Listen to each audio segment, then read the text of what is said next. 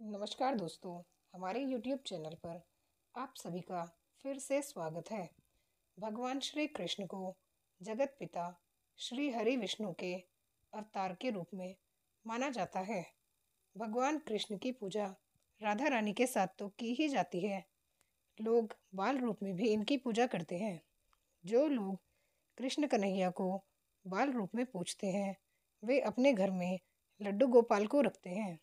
यदि आप अपने घर में लड्डू गोपाल को रखते हैं तो उनकी सेवा भी छोटे बालक की तरह ही करनी चाहिए। उनके भोग का ध्यान खास तौर पर रखना चाहिए। वैसे तो शास्त्रों के अनुसार 56 भोग लगाए जाते हैं, परंतु घर में यह संभव नहीं हो पाता। फिर भी प्रतिदिन लड्डू गोपाल को नियम के साथ 4 समय भोग अवश्य लगाना चाहिए। आइए जानते हैं लड्डू गोपाल को भोग लगाने के सही नियम। सबसे पहले सुबह उठते ही लड्डू गोपाल को भोग लगाना चाहिए।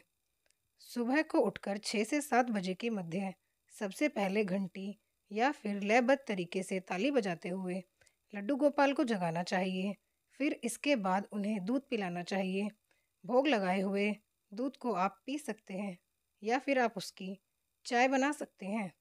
पहला भोग सुबह उठते ही लगाना होता है, तो बिना स्नान किए मुंह हाथ धोकर भी आप इसे लगा सकते हैं, लेकिन इस बात का आप ध्यान रखें कि आप अपवित्र न हों। दूसरा भोग कुछ समय बाद स्वयं स्नान करके और उसके बाद लड्डू गोपाल को स्नान करवाने के बाद उन्हें स्वच्छ वस्त्र पहनाएं और तिलक करने के बाद दूसरा भोग लगाएं। इस भोग में प्रतिदिन उन्हें दही अवश्य अर्पित करना चाहिए।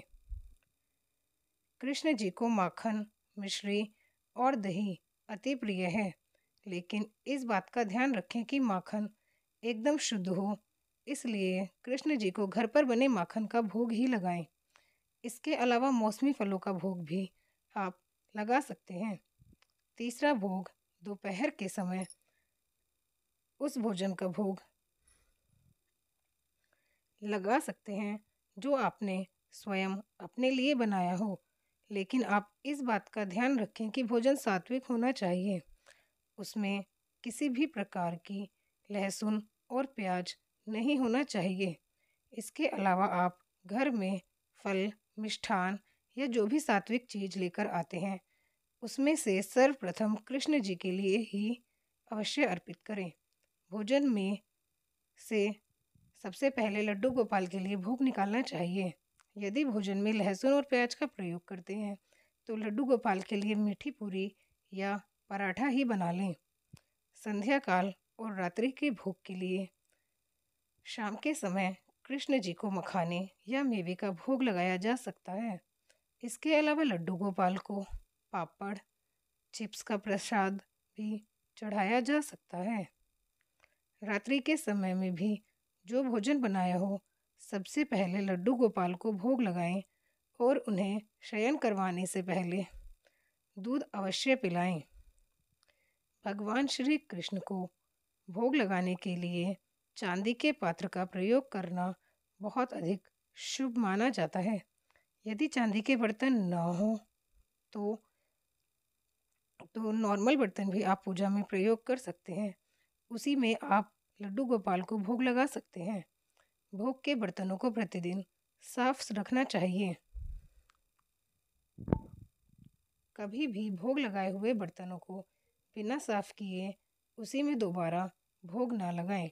लड्डू गोपाल को चढ़ाए जाने वाले जल और भोग में तुलसी का प्रयोग करना चाहिए। लड्डू गोपाल को भोग लगाने के पश्चात भोग को कुछ देर वहीं रख दें और पर्दा डाल दें।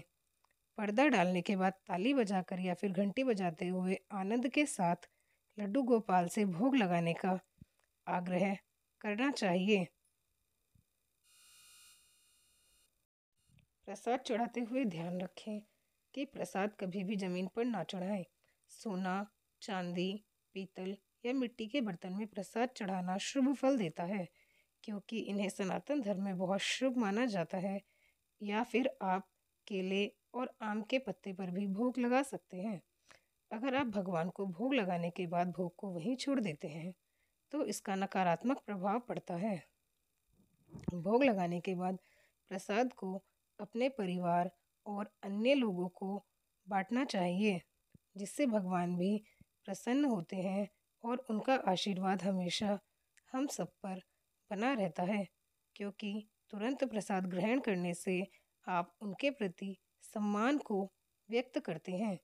दोस्तों, अगर आपको यह जानकारी पसंद आई है तो वीडियो को लाइक करें और चैनल को सब्सक्राइब करना ना भूलें। ऐसी ही नई नई जानकारियाँ हम आगे आपके लिए लाते रहेंगे।